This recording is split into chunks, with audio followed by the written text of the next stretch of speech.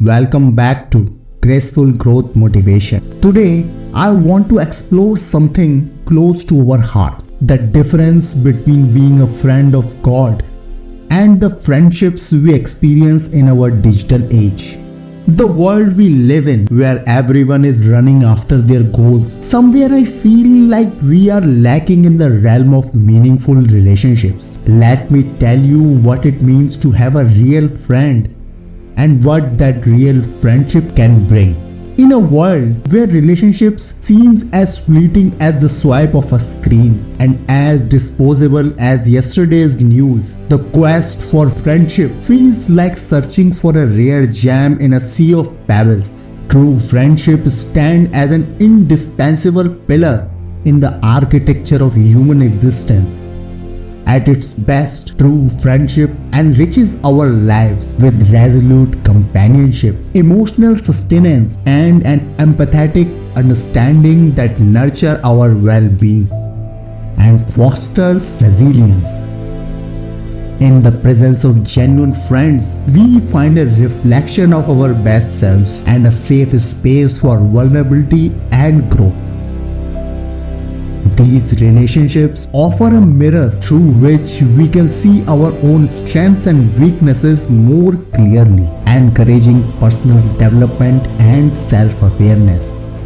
A friend's opinion and actions can significantly impact our choices and behaviors. But in this digital era, our concept of friendship has dramatically evolved. Social media and online platforms promise connections at a click of a button, but often these connections lack depth and authenticity.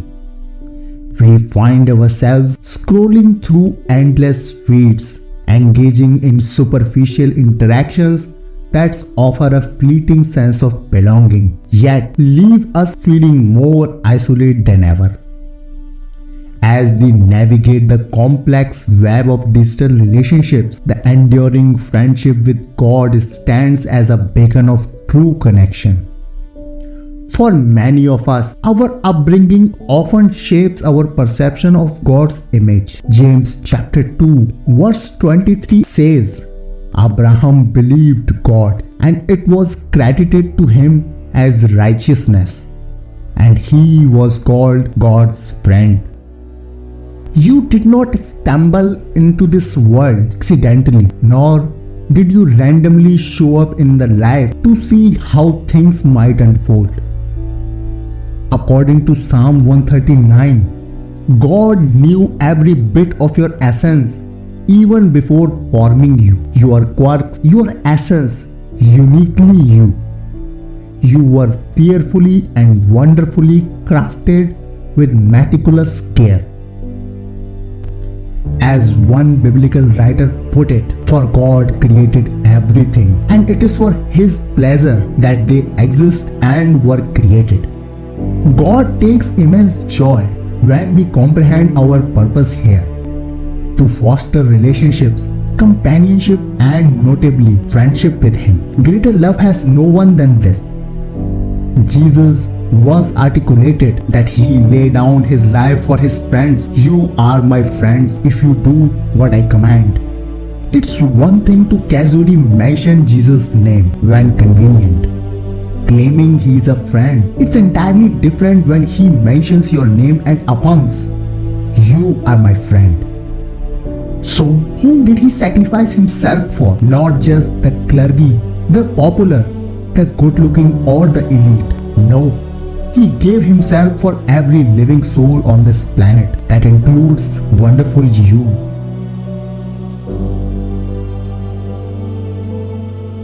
Amidst this era where relationship seems disposable, find solace in this phrase. Let it resonate within you as you speak and sing it. I am a friend of God. He calls me friend. What does it mean to be a friend of God? It's about having a relationship with Him, just like you would with any friend. It's about talking to Him, listening, and trusting Him. It's about believing that He has your best interest at heart. When you are a friend of God, you are never alone. You have someone who will never leave you nor forsake you. It is said in Deuteronomy 31:6, "Be strong and courageous. Do not be afraid and terrified because of them, for the Lord your God goes with you. He will never leave you nor forsake you."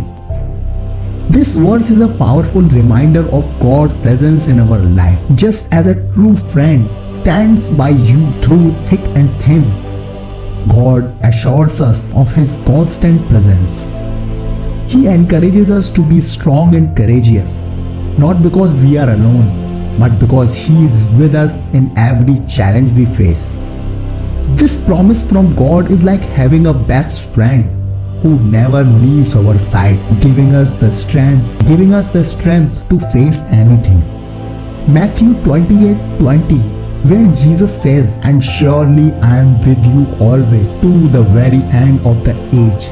Here Jesus is speaking to His disciples, but His words extend to us as well. He is telling us, "Remember, I am always with you, no matter what you are going through." It's a comforting thought, especially in times when we feel alone or uncertain.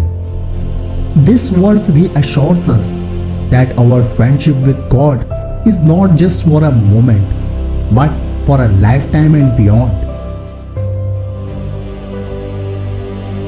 Both these verses collectively affirm that in our friendship with God, we are never alone.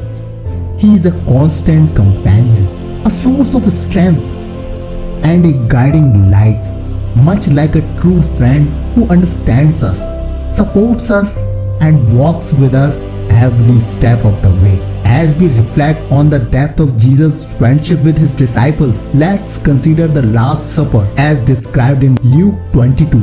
This was not just a meal, it was a moment of intimate fellowship.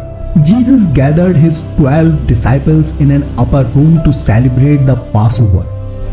But this Passover was different. Jesus gave it a new meaning. He took bread, gave thanks, broke it and gave it to them, saying, "This is my body given for you. Do this in remembrance of me." In the same way, after supper, He took the cup, saying, "This cup is the new covenant in my blood, which is poured out for you." Here, Jesus was preparing His friends for His imminent sacrifice, sharing His heart and establishing a practice that Christians honor to this day. It was a moment of deep connection, love, and future remembrance. Another profound example of Jesus' friendship is found in John 13, where Jesus washes His disciples' feet. In a time when feet were dirtied by dusty roads and wearing sandals, washing feet was a task for the servant, not a teacher or a leader. Yet, Jesus, the Lord and Master, wrapped the towel around His waist and began to wash His disciples' feet, drying them with the towel. When He came to Simon Peter, Peter initially refused, saying, "Lord, are you going to wash my feet?" Jesus answered, "Unless I wash you, you have no part with me." This act was more than a physical cleansing. It was a lesson in humility and service. Jesus was teaching His friends that true greatness lies in serving others, a principle that stands at the heart of Christian faith and community.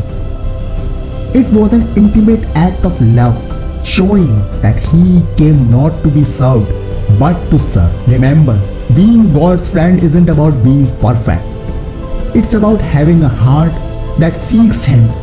You are special, chosen and loved by God. He calls you His friend, and that is the greatest honor we can ever have.